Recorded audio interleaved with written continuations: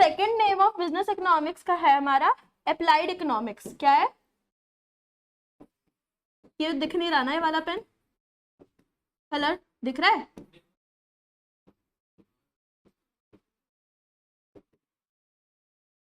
Applied economics इसीलिए है क्योंकि ये हमारा एक ब्रिज करता है, bridge in the sense gap fill करता है। हमारे जो बिजनेस है ना और जो हमारे इकोनॉमिक्स है, देखो दोनों अलग अलग टर्म्स हैं, समझ रहे हो?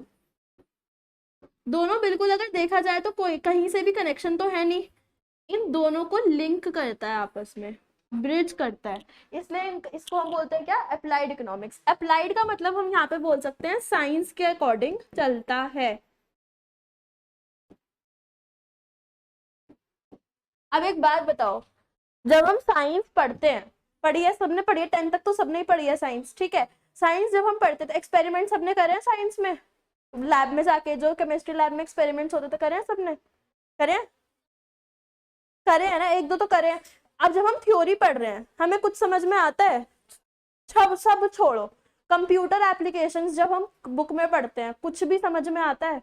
ऐसा नहीं लगता रटवा रहे हैं फालतू में। वहीं जब हम कंप्यूटर पे चलाते हैं, अच्छा अभी डिलीट बटन दबाना है, अब हमें ये एरो को यहाँ लेके जाना है, कर्सर को यहाँ पे क्लिक करना है, ये सब करना है करना है, वहां पे हमारा एक हमारा एक साइंस एक्सपेरिमेंट हो रहा है या नहीं हो रहा? हम प्रैक्टिकल चीजें कर रहे हैं कि नहीं कर रहे? प्रैक्टिकली चीजें समझ में आ रही है। वही हमारी जो अप्लाइड इकोनॉमिक्स है, बिजनेस इकोनॉमिक्स है, ये हर चीज को प्रैक्टिकली लिंक करती है। बिजनेस हमारा प्रैक्टिकली लिंक हो रहा है, डे टू डे लाइफ में हम चीजों को देख सकते हैं। देखो जो भी हम चीजें यहाँ पे पढ़ेंगे, अच्छा किस किस के घर में बिजनेस होता है? पापा बिजनेस में है, सबके घर में जॉब है, तो बिजनेस बिजनेस बिजनेस नहीं है? पहले था, मतलब आइडिया तो है ना।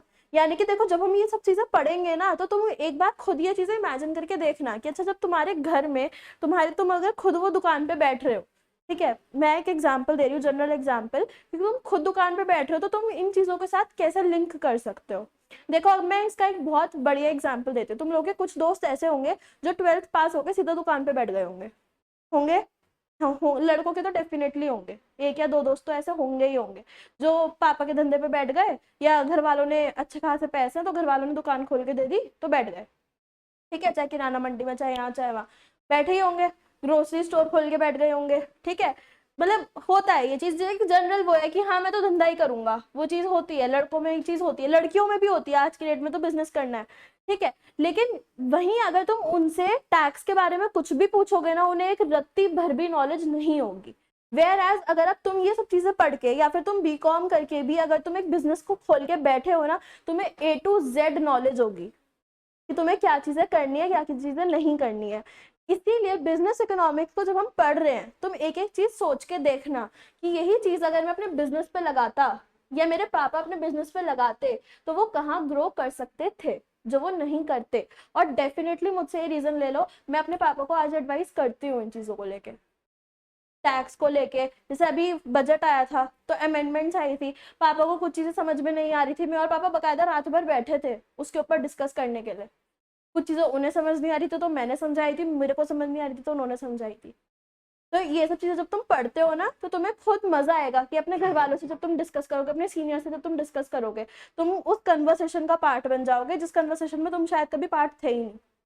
समझ गए? इसलिए प्रैक्टिकल नॉलेज को इंपॉर्टेंट बनाना बहुत ज्यादा जरूरी है, और इसी सबका एग्जाम्पल ये हमारा यहाँ पे पार्ट बन गया कि हमारी जो अप्लाइड इकोनॉमिक्स है इसको हम इसलिए बोलते हैं क्योंकि एक एक चीज यहाँ पे प्रैक्टिकली बेस्ड है, तुम्हें आंखों के आगे वो चीजें दिखेंगी, ठीक है, तुम एक एक चीज लिंक कर पाओगे अपनी रियल लाइफ से। क्लियर हो गई बात? ये क्लोज रिलेशन बनाता है एक इकोनॉमिक थ्योरी का। देखो हमारी जो इकोनॉमिक्स है ना, वो हमारे बहुत सारे सब्जेक्ट्स को एक साथ जोड़ता है। तुमने ये चीज पढ़ी भी होगी, मैथ्स भी जोड़ता है, स्टैट्स भी जोड़ लेता है, मैनेजमेंट को भी जोड़ लेता है। हमारी जो बिजनेस बिजनेस जो हम पढ़ते हैं 11th-12th में, वो भी इसमें जुड़ जाती है आके। A to Z सारे सब्जेक्ट्स आके एट द एंड यहाँ पे जुड़े हुए मिलते हैं। यानी कि एक तरह से close relation with all the subjects with all the theories बना रहा होता है, ठीक है। तो ये हमारा मेन पॉइंट बन जाता है।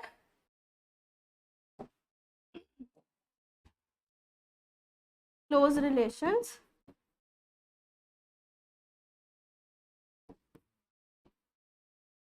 लिख रहे हो कि नहीं लिख रहे हो साथ साथ? बताओ, पक्का?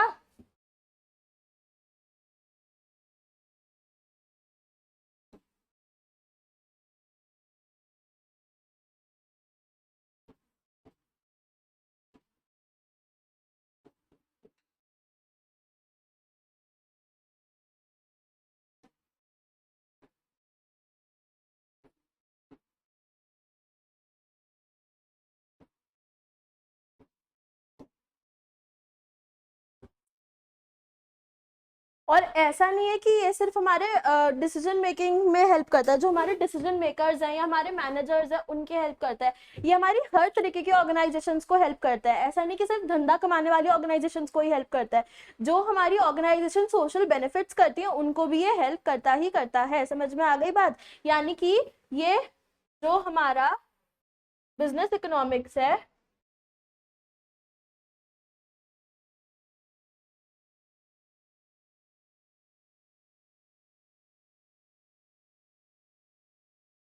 मैनेजर्स ऑफ एनजीओस को भी हेल्प करता है और साथ में डिसीजन मेकर्स को भी हेल्प करता है।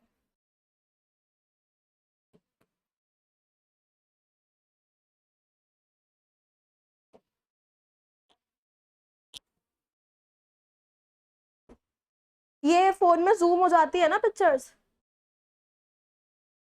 शेयर करने में तो नहीं दिक्कत होगी?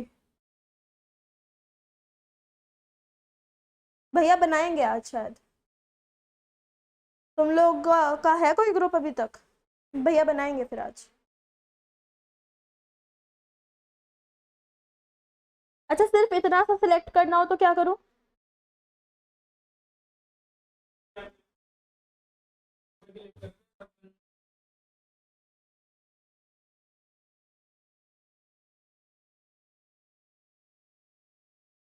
छोटा नहीं हो रहा?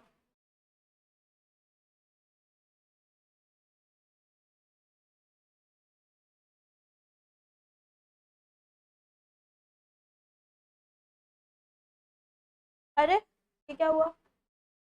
अंडू कहाँ से होगा?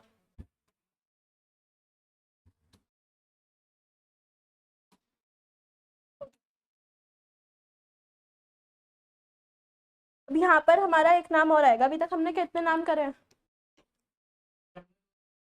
कौन कौन से? इंसानों के नाम? बस एक ही हुआ है ना? अब हमारा दूसरा इंसान आ रहा है। ठीक है, इंट्रोड्यूस करें। बना लो इंसान की फोटो।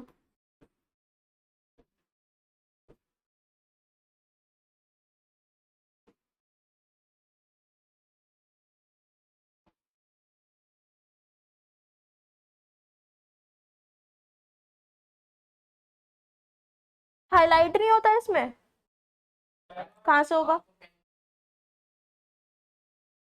कहाँ से? यहाँ से? ये ये ये ये तो पेन ही है।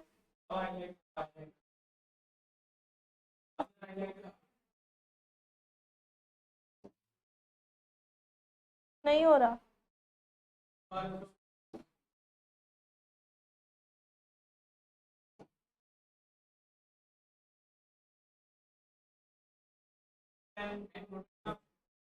इरेजर आ रही है।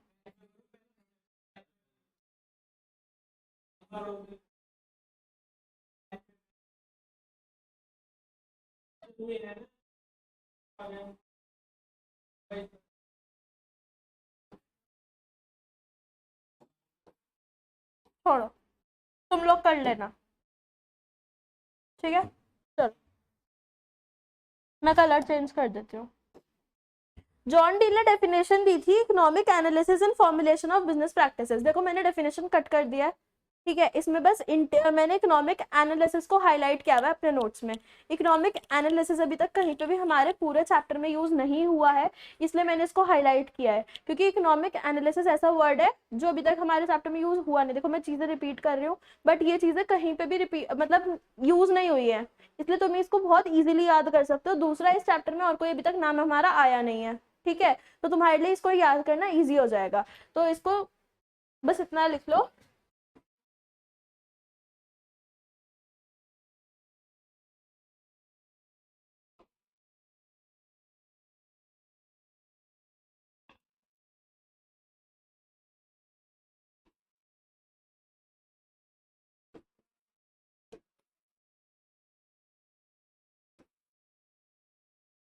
इधर दिख जाएगा कोने में।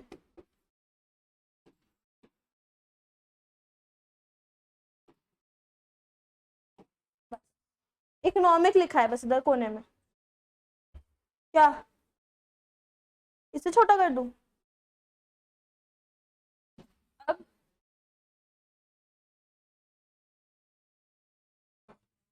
इधर दिशा इधर आ जाओ, हाँ वो इजी रहेगा, बैग उधर ही छोड़ दो।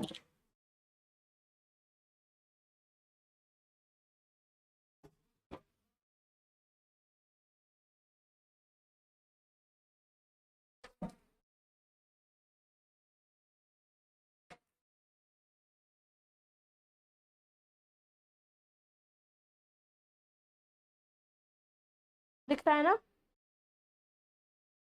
चले आगे, हो गया दिशा, हो गया।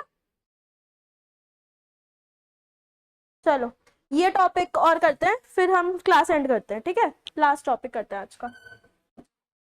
ये टॉपिक इंपॉर्टेंट है, फिर मैं लिखती हूँ एग्जाम क्वेश्चन इससे बनते ही बनते हैं, इधर ध्यान दे दो।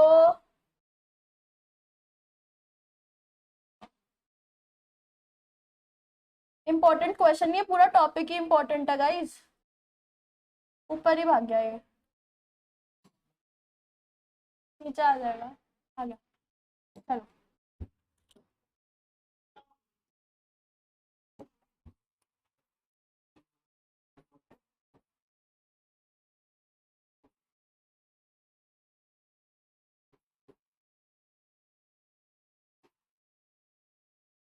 देखो नोट्स में ना सिर्फ और सिर्फ हेडिंग्स लिखना,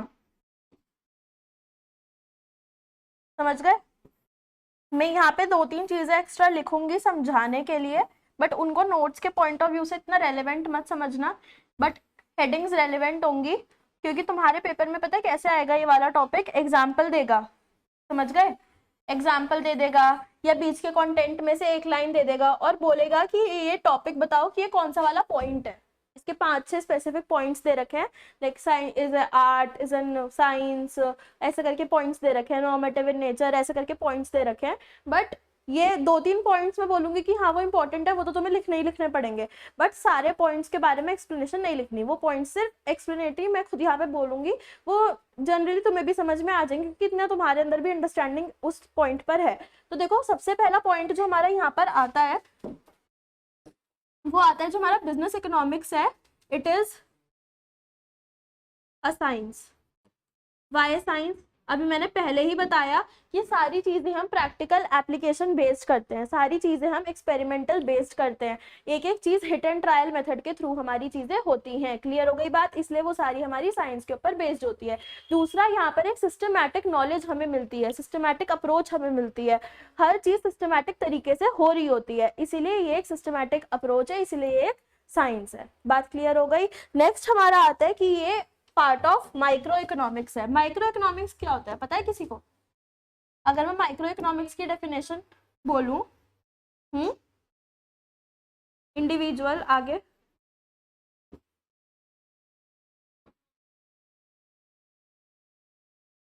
माइक्रो इकोनॉमिक्स क्या होती है पता है गाइस किसी को?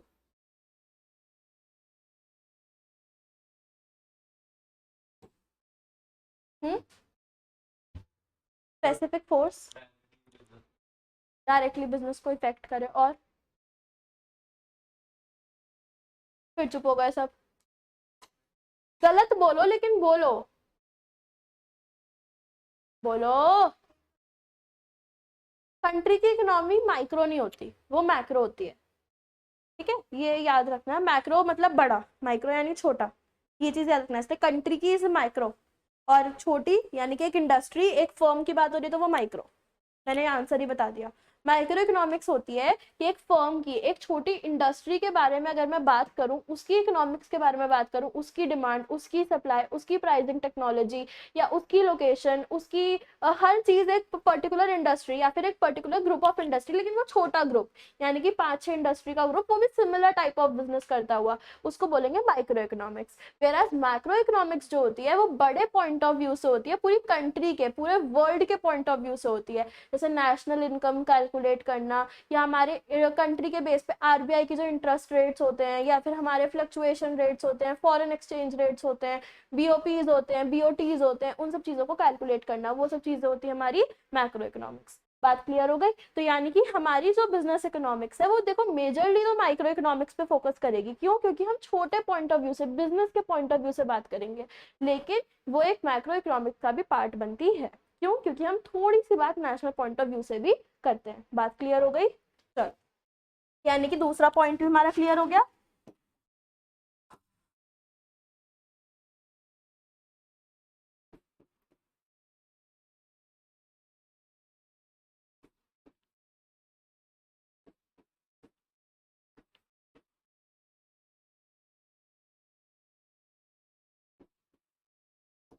चलो, नेक्स्ट होती है जो हमारी मैप बिजनेस इकोनॉमिक्स है, it is also an art. Why an art? मैं आप लोगों से पूछती हूँ क्वेश्चन।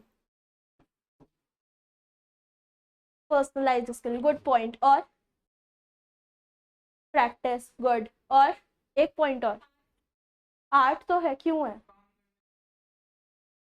काम करने का तरीका, उससे हमें एक अप्रोच मिलती है, अलग अलग डिफरेंट अप्रोचेस मिलती हैं, जिससे हम एक ऑल्टरनेटिव अप्रोचेस मिलते हैं, जिससे हम एक बेस्ट ऑल्टरनेट अप्रोच निकाल सकते हैं। क्लियर हो गई बात? तुम लोगों ने ही आंसर दिया और हमारा ये पॉइंट एक्सप्लेन हो गया, लिख लिया। चलो, नेक्स्ट पॉइंट है प्रैग्मेटिक इन अप्रोच। देखो ये पॉइंट एक्सप्लेन करूंगी मैं। प्रैग्मेटिक का मतलब क्या होता है, किसी को पता है यहाँ पे? अगर नॉर्मल एक इंग्लिश वर्ड है, अगर प्रैग्मेटिक, अगर मैं उसकी बात करूं तो किसी को मतलब पता है प्रैग्मेटिक का मतलब क्या होता है? किसी को भी?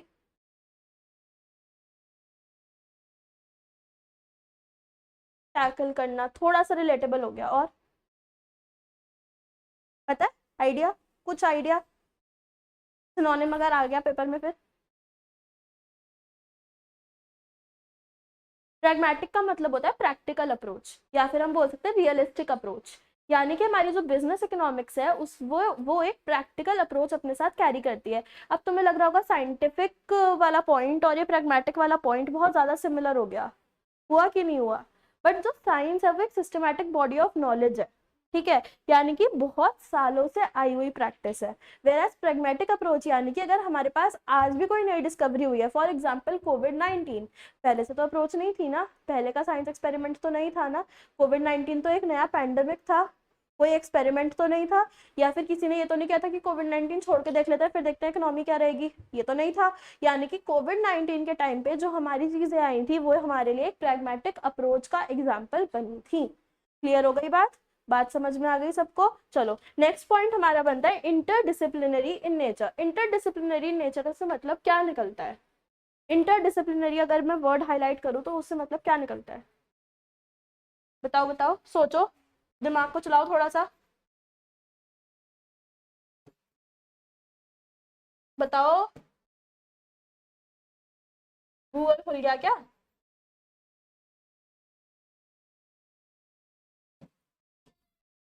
अगर देखो, अगर तुम्हें कुछ भी लग रहा हो ना कि इस पॉइंट में तुम्हें समझ नहीं आएगा, पेपर में तुम रिकॉल नहीं कर पाओगे, ब्रैकेट में छोटा सा पॉइंट इसके बारे में लिख लेना, एग्जाम्पल बना के।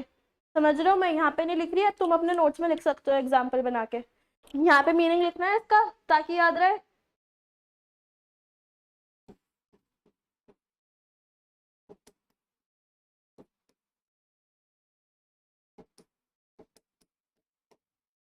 इंटरडिसिप्लिनरी नेचर का मतलब होता है कि ये अपने साथ साथ बहुत सारे सब्जेक्ट्स को कैरी करता है, बहुत सारे सब्जेक्ट के डिसिप्लिन को अपने साथ कैरी करता है। फॉर एग्जांपल मैथमेटिक्स को, स्टैटिस्टिक्स को, मैनेजमेंट की थ्योरीज को, आपके बैंकिंग की थ्योरीज को, अपने साथ एक एक सारी थ्योरीज को कैरी करता हुआ चलता है, इसलिए हम इसको बोलते हैं इंटरडिसिप्लिनरी नेचर होता है। बात क्लियर हो गई? हो गई? समझ में आ गई? कुछ पॉइंट लिखना हो तो ऐड कर लो अपने पास से।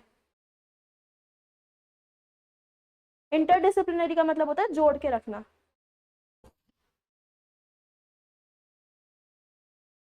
लास्ट पॉइंट है, बहुत इंपॉर्टेंट, बड़ा लिख रही हूं मैं।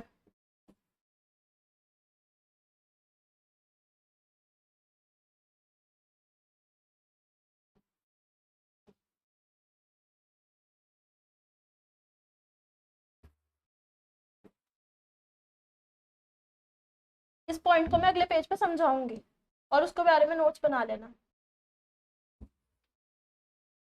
लिख लिया? चलूं आगे?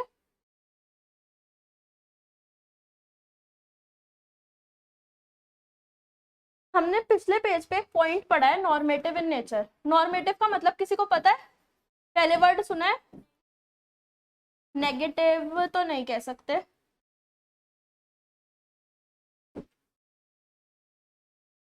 पता है किसी को?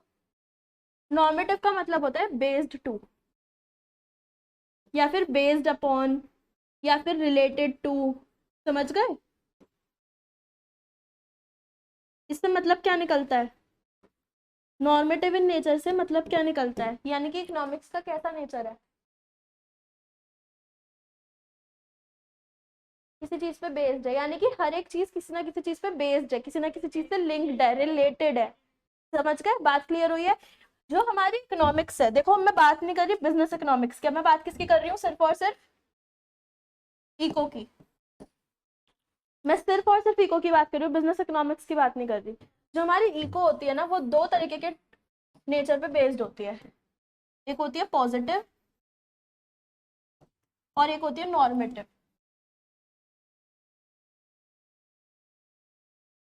नहीं, पॉजिटिव का मतलब होता है क्या है, एक्चुअल में क्या है। समझ में आ गई बात? और नॉर्मेटिव का मतलब होता है क्या हो सकता है।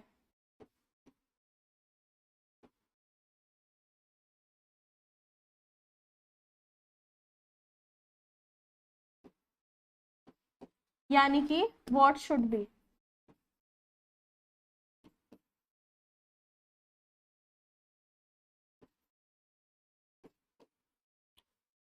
बात का समझ में आई है जो मैंने बोली है? क्या मतलब निकल रहा है इस बात से? बताओ।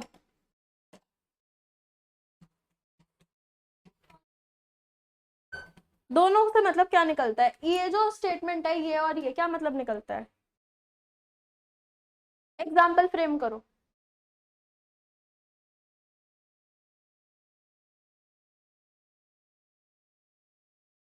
एग्जाम्पल फ्रेम करो।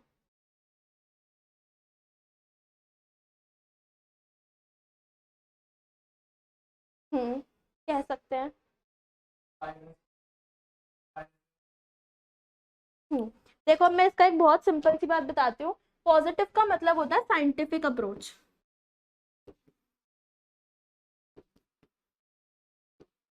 इसका मतलब है कॉज एंड इफेक्ट रिलेशनशिप। सुना है इसका नाम? क्या होता है? डाला और मिला। होता है नहीं होता? क्वेश्चन पूछा और आंसर मिला। होता है। मैंने इसका एग्जाम्पल बहुत सीधा साधा बनाया है। भैया को मत बताना।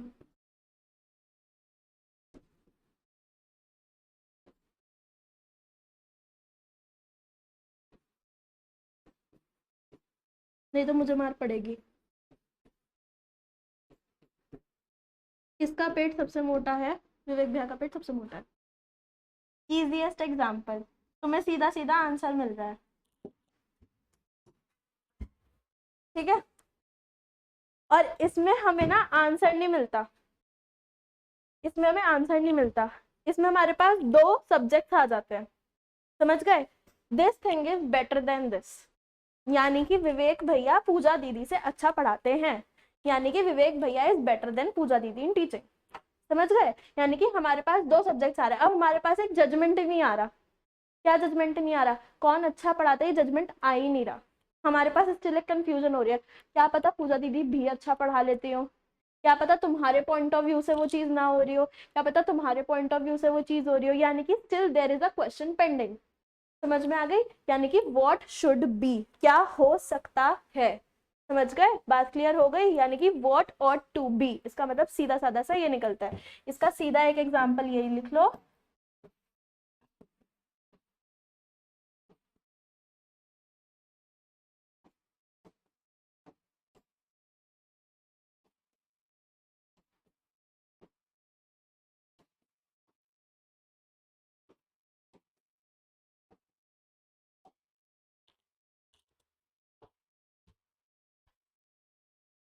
ये वेरीफाई नहीं कर पा रहा, लेकिन ये वेरीफाई कर रहा है। समझ गए? ये चीज क्लियर हो रही है ना? तो मैं आराम से एग्जांपल से, इसलिए मैंने एग्जांपल सबसे इजीएस्ट बनाया जो तुम्हें याद भी रहे, एकदम से पढ़ के याद आ जाए। ये टॉपिक के बाद एक टॉपिक और करना है, यूनिट खत्म हो जाएगी। लेकिन 12 बज गए, भैया का टाइम हो गया। थोड़ा सा ही बचा, चलो कोई नहीं, हम कल कर लेंगे। अच्छा मुझे एक बात, चलो छोड़ो, वो मैं भैया से डिस्कस करूंगी, छोड़ो। ये नोट्स कैसे शेयर होंगे मुझे ये और बताओ। अच्छा समझ सबको आया? आया पक्का? ढंग से आ गया नोट्स?